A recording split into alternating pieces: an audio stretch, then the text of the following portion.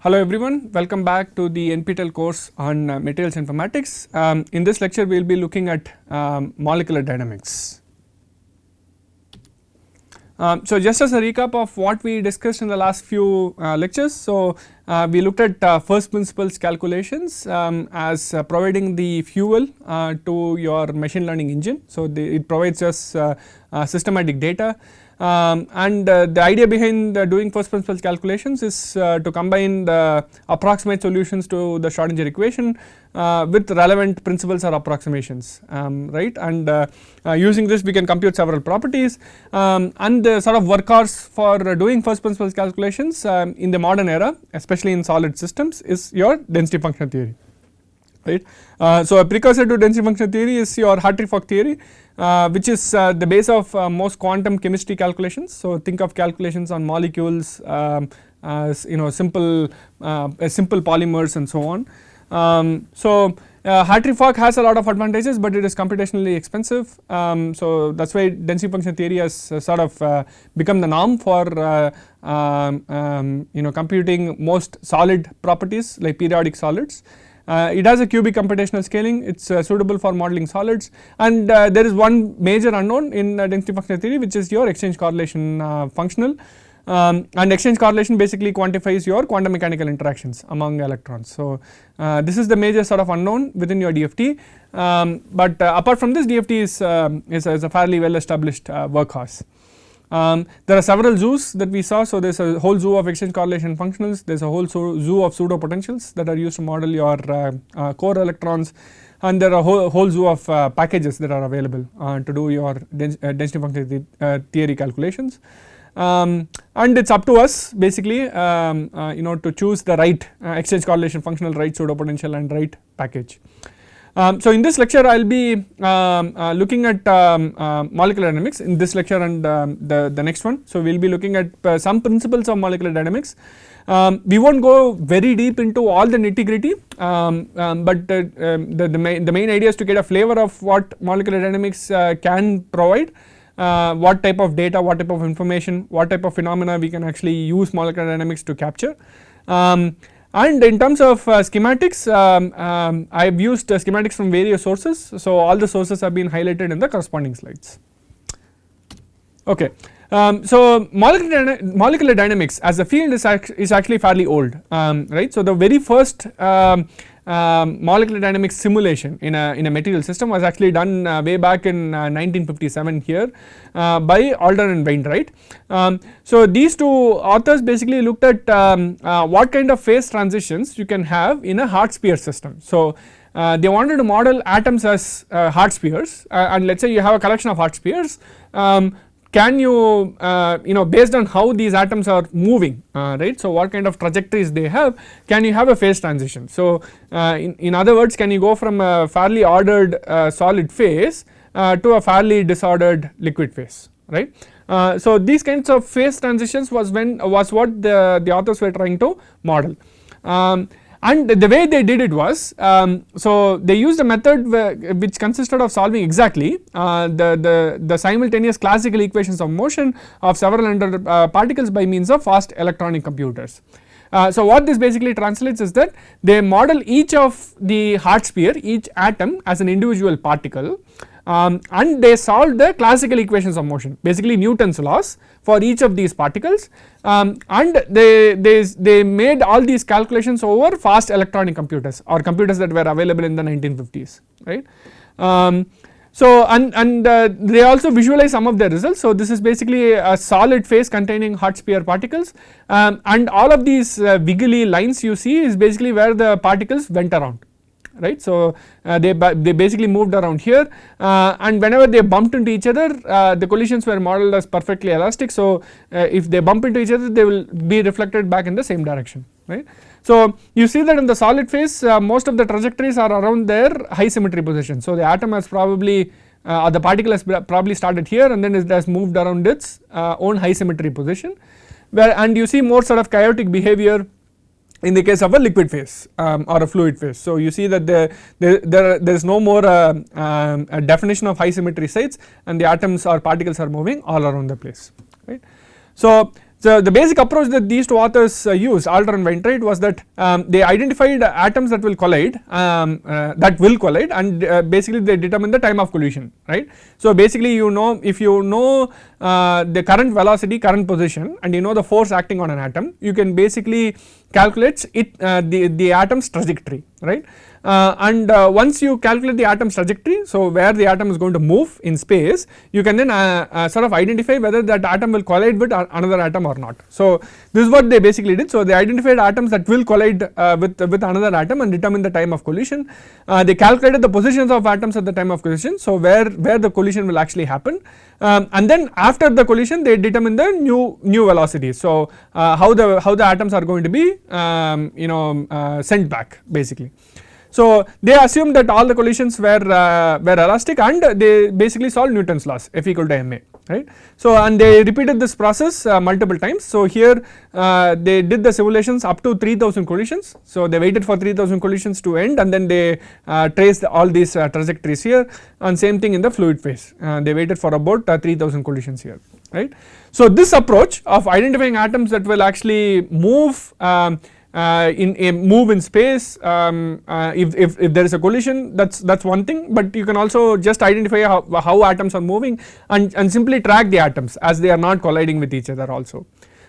So the approach of identifying atoms that will move in space, sort of determining at what speeds they will move, what positions they will reach, and so on, right, as a function of time, and then sort of tracking this process for all the atoms in a given system. So for one given atom you track its individual trajectory, and you do the same process for all atoms in your system as a function of time. If you were to do this for any system, especially at the molecular or atomic scale, that procedure is what is referred to as molecular dynamics, right.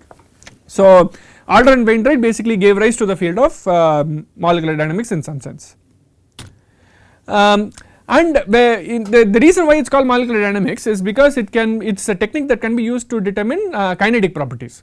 So we saw in the lectures on density function theory that density function theory is very good at predicting thermodynamic properties. So that could be let us say formation energy, that could be your lattice constants, and so on. So it is very good at representing thermodynamics, but not necessarily good at representing anything that is kinetic, anything that is transient in nature, that varies with time, right. But molecular dynamics intrinsically it actually tracks the trajectory of atoms. So how atoms or particles are moving within a given box. So you take a box that you are simulating, you put atoms there in that box, and you just allow the atoms to move. So by definition the atoms are actually moving, and they are trying to find their own equilibrium positions or their own minimum energy positions, right. So your system as such is actually changing as a function of time, right, and it is precisely this how the system is changing with as a function of time is what you are capturing in molecular dynamics, right. So molecular dynamics by construction is a very useful tool for determining kinetic properties, right. So what kind of kinetic properties can we think of? So in solid systems, so basically in materials, right, one of the important kinetic properties that we are always after is basically diffusion, right. So let us say you have concentration gradients being built into your system, right, and you want to understand how atoms are moving across this concentration gradient, that is basically a time dependent process, right, because given time, if you wait for infinite time, there will be no concentration gradients in any given system, but at any finite time there will always be some gradient, and your system is trying to equilibrate or equalize your concentration gradients, right. So whenever a system has diffusion being present in it, it is going through a transient region, or it is not under a true thermodynamic equilibrium, wherein equilibrium is a time invariant state. So that does not change with time. So if a system is experiencing diffusion of some species within itself, then that system is changing with time, right. So diffusion is one key property, and it is a very important property for several applications, right. So in energy applications you require atoms to move very well in let us say electrode, electrolyte materials, and so on. How well you can charge or discharge your batteries, that actually depends on how quickly lithium ions can move in a given electrode or electrolyte material. Even if you think about designing your wheels in your gear, in your vehicle gear, in general you want the surface of these wheels to be very hard, and to design these wheels you actually go through a process called carbonization, where you have carbon diffusing into your steels.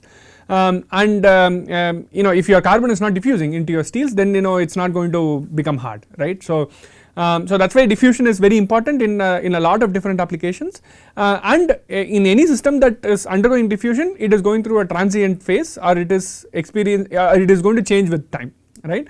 And that is a change in the system which can be captured very well with molecular dynamics, right. There are also other things that molecular dynamics can capture, such as phase transitions, for example. So if you have a solid and then if you heat that solid to a very high temperature, you expect that to melt at some point. You expect the same thing to happen even on the computer. So you take a solid at 0 Kelvin and then you heat it to fairly high temperatures, let us say beyond its melting point, you expect the solid to melt at some point, right. And as the solid is melting, you can track how the solid is melting using molecular dynamics as well, to some extent. There are some limitations with how we simulate phase transitions, but you can track phase transitions using molecular dynamics also. You can also sort of determine thermal conduction, right. So let us say you have a heat source and then the heat is getting dissipated. To some extent you can sort of determine how the heat is getting transported, right, using molecular dynamics. So there are limitations as to how much this or what is the scale at which this technique can operate, but basically it can capture a lot of transport, transient and kinetic phenomena within materials. It is also commonly used for modeling chemical reactions as well. So let us say you have catalytic systems and you have bonds that are forming on your catalytic surface, you can actually simulate such reactions using molecular dynamics, right. So it is a tool that is being used for a lot of different kinetic property predictions, right. And in the realm of materials, we will use the example of diffusion to sort of understand how molecular dynamics provides us useful information. And one of the first works that use molecular dynamics to predict diffusion is basically this work by Ramanan back in 1964, where he sort of simulated the diffusivity of atoms, so the self diffusivity of atoms in liquid argon. So argon is a noble gas, there is no the atoms do not really interact. So this is very similar to how hot spheres will actually move. So if you have a collection of hot spheres and you allow them to move, how will they actually diffuse, right. So the simulations were actually carried out at about 90 Kelvin or so, and they actually matched with experimental data at about 90 Kelvin as well, right. So there was definitely good agreement between the predicted and estimated diffusivities as shown in this graph here, which sort of indicates the utility of these molecular dynamic simulations in estimating kinetic properties such as diffusion in a given system. Okay. There is also another way to understand molecular dynamics, and that comes in from the different scales at which we typically do material simulations. So we can either for simulating any given material or any given component, right, we can either take a bottom up approach or we can take a top down approach, right. So top down is where your length scales are of the order of millimeters or above, or at least micrometers and above, right. And there are different techniques that you use to go down in length scales as you try to capture more and more of the underlying physics, right. In the bottom up you capture all of the physics, but then you need to spend more and more computational time if you want to access larger and larger time scales, right. So you start off with DFT and then sort of go up from there, right. But the thing is, given computational cost and resources, right, so we typically are restricted to how much we can or what time scales we can actually capture, right, of what time scales of phenomena we can actually practically capture with different techniques. So for example, if you use DFT or some kind of quantum mechanical techniques, you are looking at phenomena in the range of about angstroms to nanometers, right, but you probably cannot capture phenomena that occur more than a few picoseconds. It will become computationally very heavy.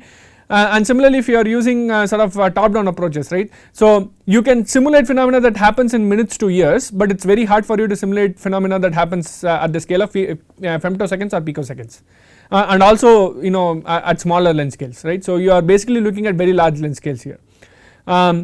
So in material simulations you can sort of approach any problem from both of these directions, And molecular dynamics, right, is one step from the bottom up direction, right. So the first step is DFT, which basically deals with sort of angstroms to nanometers, and molecular dynamics is basically in the realm of tens of nanometers to hundreds of nanometers, right, and it can capture phenomena up to a few nanoseconds. Microseconds is when you use really optimized models, really optimized calculations, but usually you can capture nanoseconds in a fairly straightforward fashion. Okay, so just as a summary of this slide, so we looked at DFT in the previous lectures. So the length scale of DFT calculations is at the electronic scale, whereas in molecular dynamics we are going to look at atomistic scale. So we are going to look at atoms themselves. So the length scale is slightly larger, of the order of nanometers to few hundred nanometers. In molecular dynamics, in DFT we solve the Schrodinger equation approximately. So that is the governing equation that we have. In molecular dynamics we basically solve for the Newton's laws. So we explicitly solve for the motion of atoms and we sort of determine kinetic properties, right. So the motion of atoms are governed by Newton's laws, right, and we basically restrict ourselves to a number of particles or number of atoms in some simulating box, right, and then we see how the system is actually evolving. And one important material property that is typically quantified with molecular dynamics is basically diffusion, right. So we will always use diffusion as our reference property for understanding how molecular dynamics can work or can help. Okay, so just to reiterate the point from the last slide, right. So even the aspect of diffusion we can either model it or measure it from using a top down approach compared to a bottom up approach. So if you think of a laboratory experiment, right, this is usually top down. So in a lab experiment we will probably have build in a concentration gradient, right, within a given system. Think of Kirkendall effect experiments and so on, right, so where you create a diffusion couple. And then we sort of we build this distribution of concentration gradients, and then we sort of measure how these concentrations are changing with time, and that change in concentration with time, the fit of that basically determines your diffusivity, right. And just like a laboratory experiment, we can also simulate very large length scales with distinct concentration gradients using the top down approaches, right, and we can get a sense of what the diffusivity is. So this is one way. The other way is basically the bottom up approach, where we track the trajectory of atoms moving randomly. So we track the individual atoms as they actually move, and this is related to how atoms actually move at their length scales, right. So atoms typically do a Brownian motion. So let us say you have an atom and in a sea of other atoms, this atom is always going to move randomly, right, and when there is a net concentration gradient that is also built in, right, in a macroscopic scale, this random motion basically results in a net shift or net displacement of your atom of interest, right, and it is this net displacement of atom of interest is what we are trying to track, right. So if you think about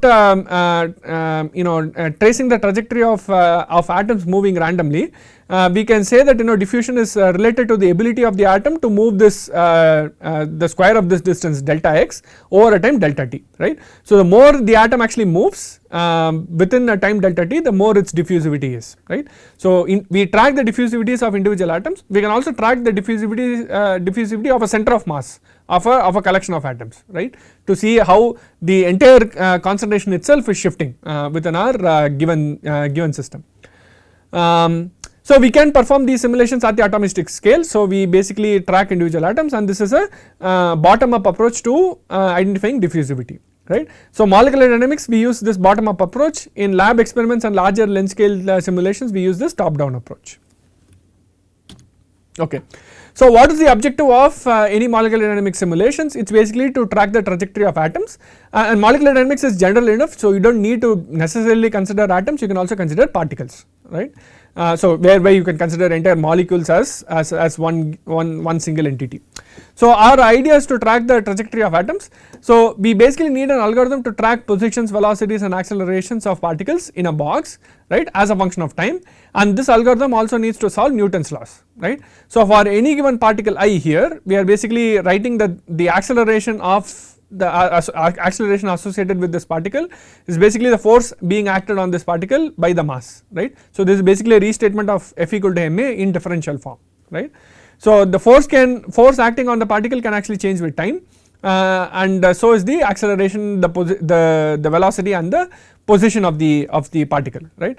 And we solve this differential equation for all the I particles within our box here, right. So if we do that, then that is our molecular dynamics.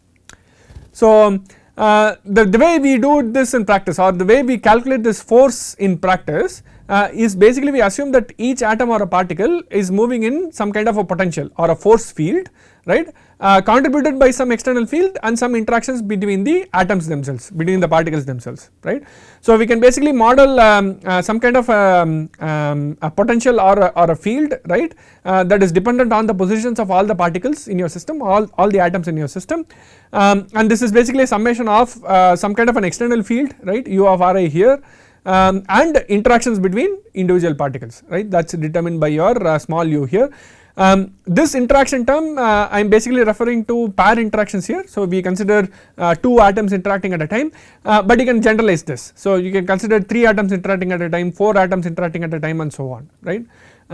But this is the general functional form. So you have an external term and you have an interaction term, right, and given this potential or field, we can then calculate the force as acting on each atom, and once we know the force, we can basically solve for this differential equation, right.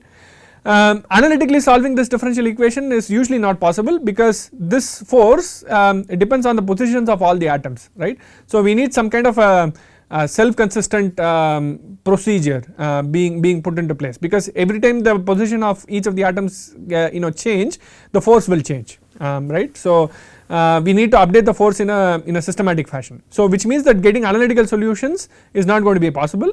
So we will have to solve these differential equations for individual particles in a numerical manner, right. So once you numerically solve for differential equations, you will also need to know what are the initial and boundary conditions, right. So are there boundary conditions associated with the box that you are considering, and what are the initial positions and velocities of your individual particles, right. These 2 information we need to know. We need to provide our simulation or our algorithm, and the algorithm will try to solve these differential equations in a numerical fashion, right. So the end objective, so what do we mean by tracking the trajectory of atoms? We basically want to obtain your positions and velocities as a function of time, right, given some previous distribution of positions and velocities, right. So this is basically R refers to distribution of positions for all the particles in your box, B is basically distribution of velocities for all the particles in the box.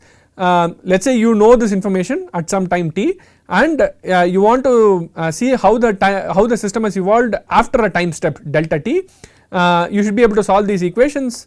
So basically get the potential, get the force, and then solve these differential equations to obtain your new position and your new velocity. So that is the end objective in your molecular dynamics simulation. So if you do this for multiple time steps, you are basically tracking the trajectory of individual atoms, and if you track the trajectories of all the atoms in your system, you basically can understand how the system is evolving as a function of time. Okay. So we can also imagine this in the form of a pseudocode. So let us say you have a box, right, and then you have a collection of particles, and let us say each particle has a position, has a velocity and an acceleration, right, and this information is known at a time t for all the particles. So we want to know how these 3 quantities will evolve when we do it, when we change the time or when we update the system to a new time t plus delta t, right. So in terms of code, so how do we actually do it? So we first set initially the particle positions and the particle velocities. So this is the initial condition, and then we sort of see we calculate the force on each particle. So force is dependent on the potential, and potential is dependent on particle positions, right. So we calculate the force. We then move the particles by a time step delta t by solving the differential equations, Newton's laws basically. And then we save the current positions and velocities, right. So we started off with some initial positions, and then we save the current positions after moving by delta t, right. And then we determine whether we have reached the maximum number of time steps, whether we have sampled the required amount of time that we wanted to sample our system on. If that is the case, then we sort of stop the simulation. If that is not the case, then we go back to this point again. So if we have not reached the maximum number of time steps, then we go back to calculating the force on each particle, we move the particles by time step, and we save the current position and velocities and keep looping over and over here, right. And if we have reached the maximum number of steps, then we stop the simulation and we basically analyze the results, right. And if you are interested in diffusivity, right, so for example you can track the squared displacement, so distance along the spherical coordinate, right, of how the atom has actually moved. So let us say you have tracked the motion of a given atom or of a given particle, you have tracked the displacement of it delta r over time, right. So the black line may indicate how the atom is actually moving or getting displaced. The slope of this delta r square with time is basically related to your diffusivity, right. The exact relation basically depends on the dimensionality of your system. So if your system is 3 dimensional in nature, there is a factor of 6, if it is 1 dimensional there is a factor of 2 and so on, but your diffusivity is basically related to the slope of how much distance you are actually travelling with respect to your time step, how much square of the distance you are travelling with respect to your time step. In a practical scenario, you can have sort of non-monotonic behavior with your diffusivities as well. So for gases you may have a behavior that looks like this, for liquid you can have sort of non-monotonic behavior, and for amorphous solids you can also have non-monotonic behavior here, right. So the idea is to track your delta r with respect to your time. Okay. And whenever we do molecular dynamics, we also make some assumptions. So some of the assumptions are that the positions and the velocity functions are analytically well behaved. So we sort of assume that they are continuous, they are differentiable in nature and so on. There is a time step error that grows with the time step itself. So that grows with the evolution of the time itself. And this has to do with how we are numerically solving our positions and velocities. So remember that when we are numerically solving instead of analytically solving, because when we are analytically solving we can let this dt go to 0, right, and we can get exact solutions for our positions and velocities. But when we are solving it numerically, we are going to take a non-zero value, right, we cannot take an infinitesimal value for dt, so we are going to take a finite value of delta t, and whenever we take a finite value we are going to start introducing errors in the calculations of our positions and the calculations of our velocities as well, right. And these errors can be cumulative in nature. So as you sort of scan the system over longer and longer time periods, your trajectory of your individual particle will start deviating from the real trajectory, right. So how the atom will actually move will actually be different from how it will move during your simulation. So this is inevitable, but this is something that we have to take into account. I mean since we are doing numerical solutions, this is impossible to it's an intractable problem, we cannot solve it that easily. In general, smaller time steps should yield more accurate results simply because you are approaching the infinitesimal limit, right, whereby you can get exact solutions for your positions and velocities, but smaller time steps also increase in your computational expense, and because if you need to sample real time scales, right, and if your time step is very small, then you need to sample your system over multiple steps, right. So what I mean by that is, so let us say you want to sample 1 nanosecond of your system and you are using a time step of 1 femtosecond, right. So if you want to sample a nanosecond, you basically have to sample a million steps, right, and this adds to computational expense, right. So this is something, this is a trade off that we have to always keep in mind, that we are going to get larger errors as we keep increasing time and as we use larger time steps. And the other assumption that we typically do in our molecular dynamics simulations is that the calculation of the force is usually the most expensive part, and this is almost always true because the force depends on the positions of atoms, and the positions of atoms are fed into some kind of a functional form, right, some kind of a potential functional form which is either analytically determined or computationally determined. And usually it is the calculation of this potential that is very expensive, potential, and hence the force is very expensive, right. So the force computation can be very expensive, especially if it is directly obtained from from quantum mechanics. So if you actually do molecular dynamics where the forces come from density function theory, this is actually referred to as ab initio molecular dynamics, and this is very accurate but very expensive as well, right. So you can, with ab initio molecular dynamics, you can probably only access a few maybe 100 picoseconds, nowhere close to a nanosecond, right. So typically or in most molecular dynamics simulations we use force fields or classical force fields or classical interatomic potentials. These are usually simpler mathematical forms, usually human built, or you can also use some machine learning models within for building these force fields, and they also have a cost accuracy trade off. So the more complicated your models become, your force field models become, the more accurate they can get, but the more expensive they will be for any force evaluations, right. So these are some assumptions that you always have to keep in mind whenever you do a molecular dynamics simulation.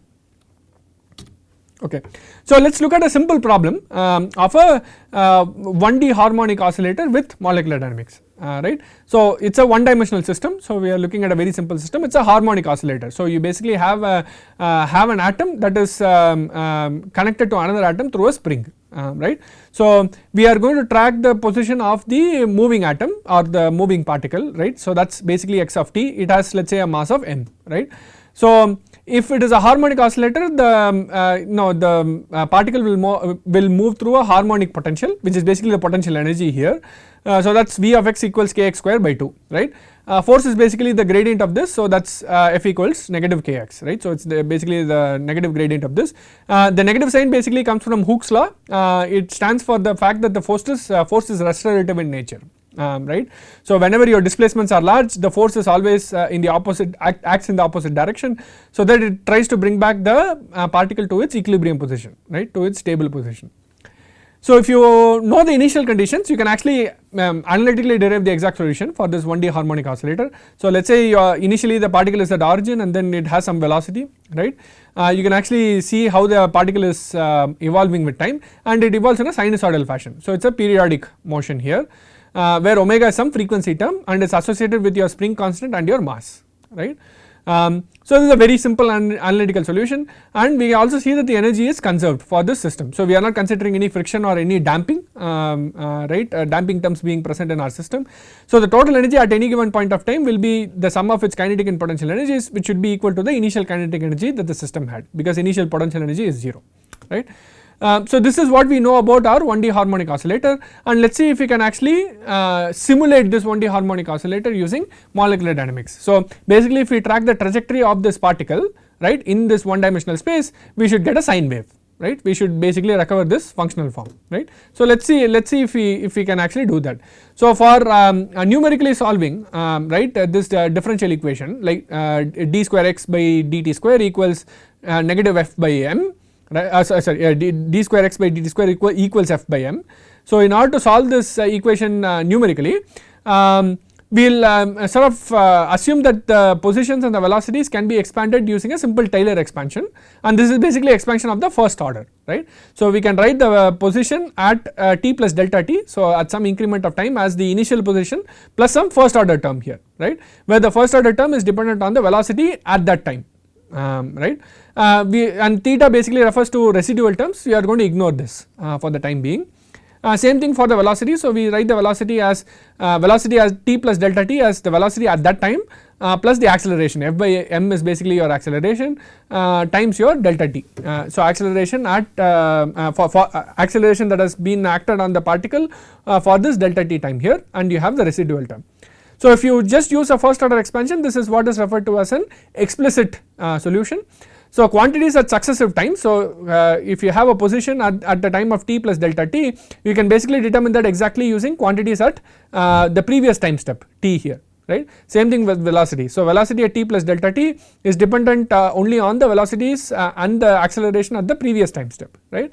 So if you design numerical solution schemes in this manner, these are called explicit solution schemes, right.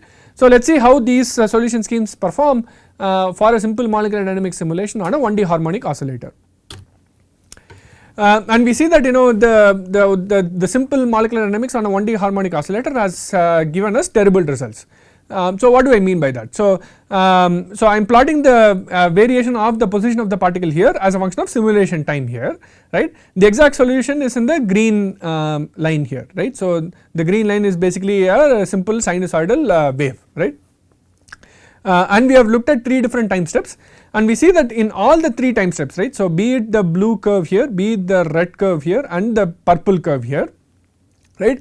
All of these 3 time steps keep deviating away from our sinusoidal wave, right, and the deviations keep increasing with increasing time, and the magnitude of the deviations also increase particularly largely as we increase our dt, right. So if you look at our purple line, the purple line starts deviating even at a time step of around 15 here, right, and by 50 there are very large deviations from the original or the exact sine solution, right. Whereas dt equals 0.5 has started deviating significantly around, let us say 25 or so, 20 between this 20 to 30 range, and dt equals 0.1 has taken longer. It is giving us slightly better answers, but it is with more time it is also going to deviate, right. But it is sort of concerning that if you use a time step of even 0.05 or 0.1, right, we see very large deviations, right, from the exact solution. So we see very large changes in the amplitude, right.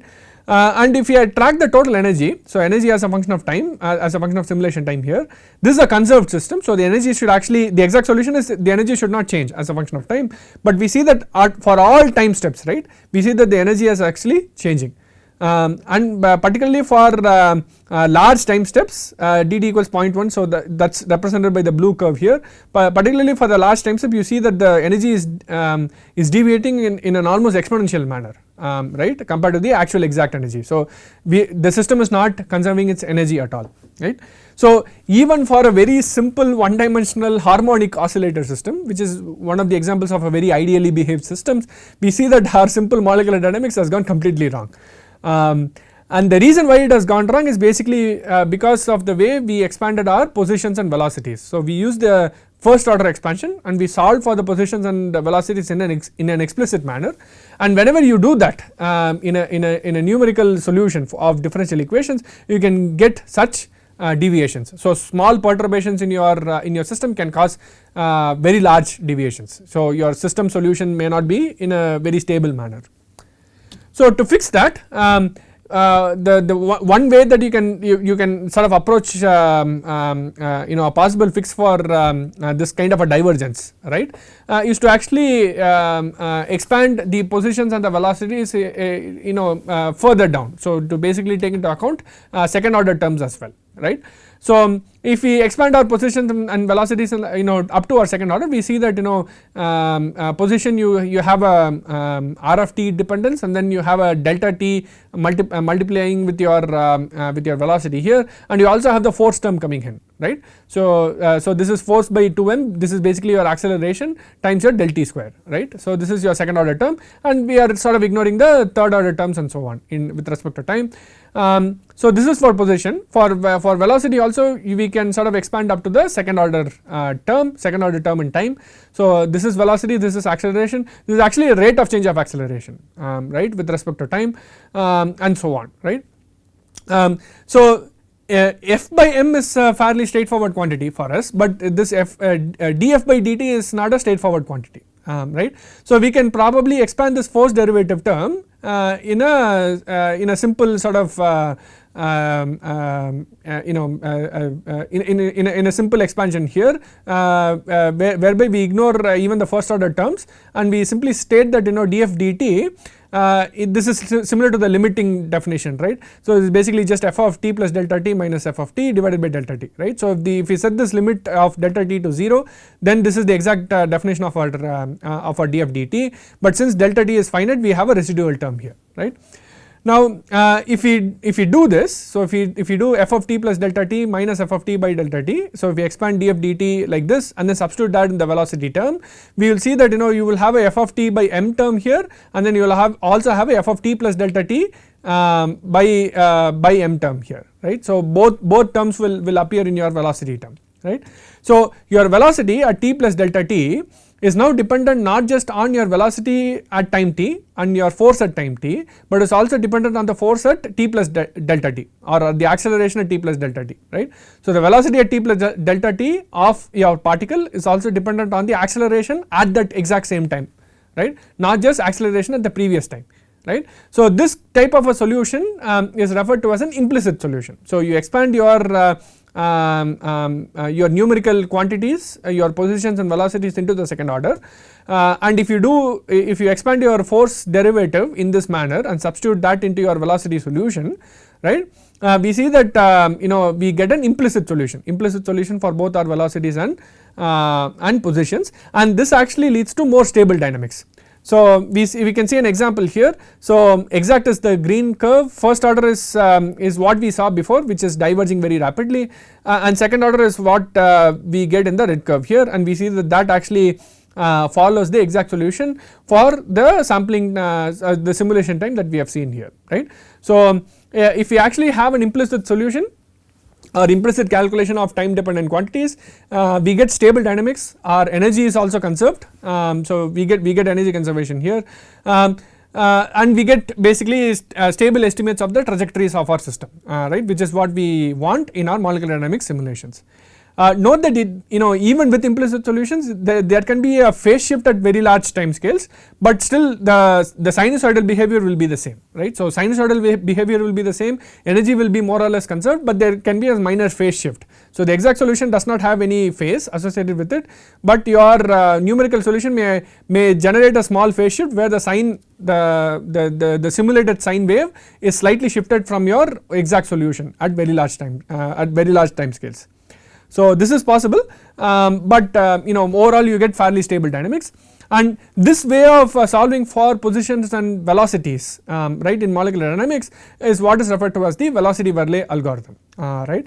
And this velocity-Verlet algorithm is one of the integrators that are available in your molecular dynamics simulations, right. So, integrators meaning how you actually integrate from force all the way to positions.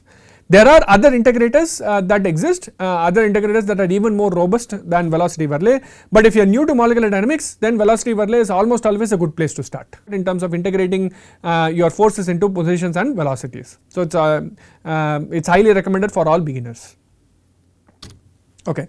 So, just some points on accuracy. Keep in mind that it is not possible to develop any molecular dynamics algorithm that actually predicts the trajectory at both long and short time scales.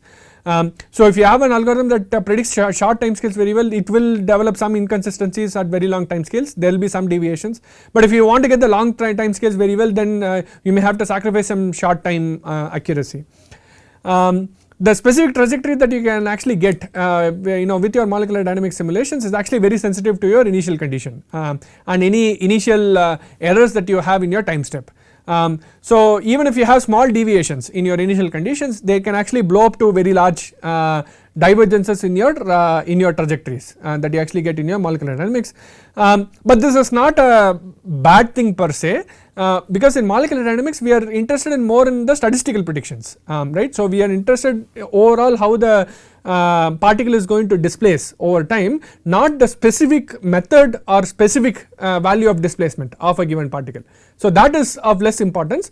We only need to understand how the particle tends to displace as a function of time to get accurate diffusivities. So, we are interested more in statistical predictions. So, especially if you have large systems, large number of particles that are moving, we are interested in overall understanding how all the particles tend to move, even if there are inaccuracies on how an individual particle is going to move in a given system. So, we are interested in statistical predictions. So, this is not a this deviations in trajectory is not necessarily a very bad thing when it comes to molecular dynamics. So, we are not interested in simulating specific exact trajectories, we are more interested in making statistical predictions. So, with that we will take a recap and stop this lecture. Molecular dynamics is a very useful and important tool to examine the dynamic behavior of a system. So, it can be used to understand diffusivity of atoms in a box. Diffusivity is a very important kinetic property for us. So, we will use diffusivities as a context to understand molecular dynamics simulations. Our objective is to track the trajectory of atoms by solving Newton's laws numerically in some kind of a force field. although our objective is to track the trajectory of atoms, we are interested in making statistical predictions. It is okay to have deviations in the specific trajectories of individual atoms. Having said that, if you are not using good enough integrators for your numerical solutions such as velocity Verlet, your molecular dynamics can fail spectacularly even for simple systems such as simple 1D oscillators, right. So in the next lecture we are not done with molecular dynamics, so in the next lecture we will discuss some more aspects associated with molecular dynamics. So with that I thank you all for joining today's lecture. I will see you all in the next one.